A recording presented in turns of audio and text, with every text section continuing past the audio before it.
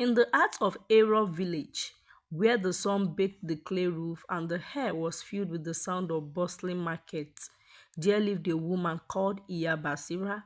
She was known far and wide as a healer, a woman with knowledge of herbs and potions that could cure sickness, bring fertility, and ward off evil spirits. But there was something strange about her, something that made people fear her even as they sought for her help. Here Basira was 113 years old, yet she looked no older than 40. She was so young. Her face was still smooth, her step firm, and her voice was strong. She had lived in the village for decades, but no one could remember her aging. The strangest thing of all was the cat. Everywhere she went, dozens of cats followed her. Black, white, colored, they all surround her at her store in the market. The villagers whispered about her. They said she was cursed, that she was not truly human, and though they still feared her, they could not avoid her, for her herbs were powerful and her remedies worked miracles. Long before she became the Ya Basira everyone feared, she was simply Basira, a young woman married to a hardworking farmer, Baba Tundu.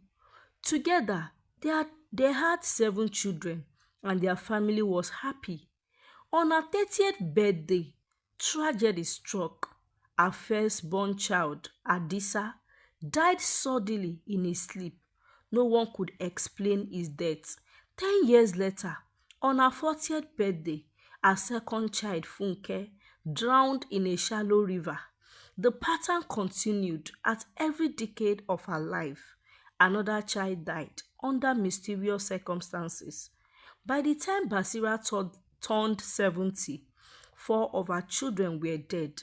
The villagers began to whisper, "This is not normal," they said. "She is cursed. She is a witch." Even her husband, Babatunju, turned against her. Your hands are stained with blood," he said. "I will not lose more children because of you." He chased her out of their home, and the villagers, armed with stones and sticks, drove her out into the forest. Basira fled into the forest, alone and broken. The forest was dark and full of dangers, but Basira had no choice. She wandered for days, hungry and afraid, until one night, under a giant iroko tree, she collapsed. That night, the spirit of the forest came to her. Shadow moved around her, and voices whispered in the wind. "You've been cast out," they said, "but we will teach you.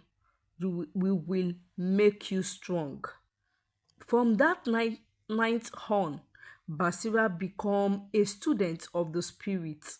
They taught her the secrets of the forest, the healing power of leaves, roots, and barks, an ability to see what others could not. But their gifts came with a warning. Your life will be long, but it will be lonely. You will heal others, but you will never heal yourself.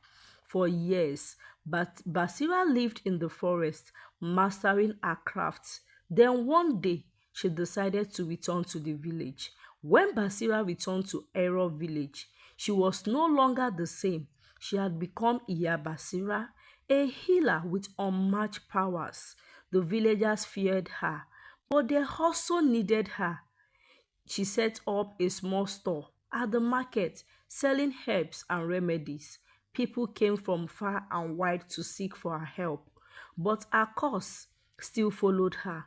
Every 10 years, she will fall gravely ill, and her survival came at a terrible price. Anytime Iya Basira was ill, she won't open her shop. She won't step out. Anyone who went to her shop to look for her, if they didn't find her at her shop, they would decided to go to her house to check on her.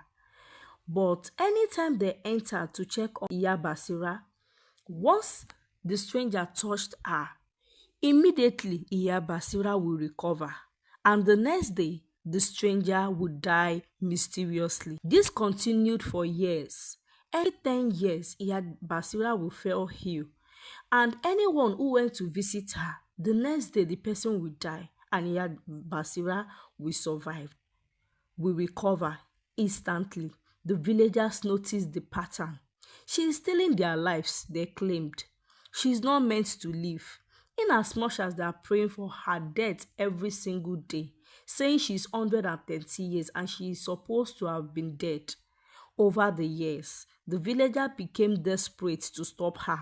They consulted priests, herbalists, and diviners. Finally, they were told that Basira's life was tied to an object hidden in her room, specifically in the ceiling of one of her rooms. One night, a group of brave young men decided to sneak into her house. They believed if they destroyed the object, they could end their cause. But as soon as they entered the compound, a cat attacked them. The men screamed and ran, marks on their faces and arms. After that night, no one dared to enter a house again. When Basira turned 114 years, the villagers knew it was time for her next illness. Her store at the market was closed and no one saw her for days. The villagers made a decision. No one would visit her no matter what. If we stay away, she will die, they said. Let the curse end her. Days turned into weeks and still no one saw Basira. Her neighbors began to notice a terrible smell coming from her house. When they finally broke down her door, they found her body rotting in her bed. She had died and even turned into a skeleton. Her cat, which had always surrounded her, were nowhere to be found. Some people said they vanished the moment she died. Others claimed they saw the cat walking into the forest, never to return.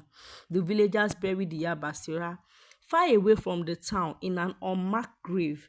They burned her house to the ground, hoping to get rid of her curse. But even after her death, strange things continued to happen. Months after her burial, strange events began to unfold in the village. Farmers who lived near the forest reported hearing the sound of cats at night, their cries echoing in the distance. Some even claimed to see glowing eyes watching them from the darkness. One day, a young boy named Tayo wandered into the forest while playing. When he returned, he carried a small bundle of herbs. I saw a cat, he said, and it led me to this. A voice told me they would cure Mama's fever.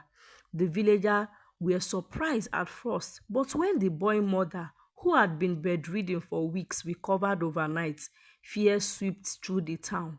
Her spirit is still with us, oh. Basira, we thought she was dead. What is happening now? They whispered. It's like she's still here, oh. Fear gripped the entire community. One evening, a group of brave men decided to investigate the ruins of Basira's house, though her home had been burned. One room, the one with the mysterious ceiling, had survived the fire. They entered the crumbling structure. Inside, they found the ceiling intact, but it was covered in strange symbols carved deep into the wood. At the center was a small box tied with red thread. The men hesitated, unsure whether to touch it. Finally, one of them, Baba Kunle, a bold hunter, reached up and pulled it down. As soon as the box touched the ground, a loud sound filled the air. The men froze as dozens of cats emerged from the shadows, their eyes glowing like embers. The men ran, dropping the box in their panic.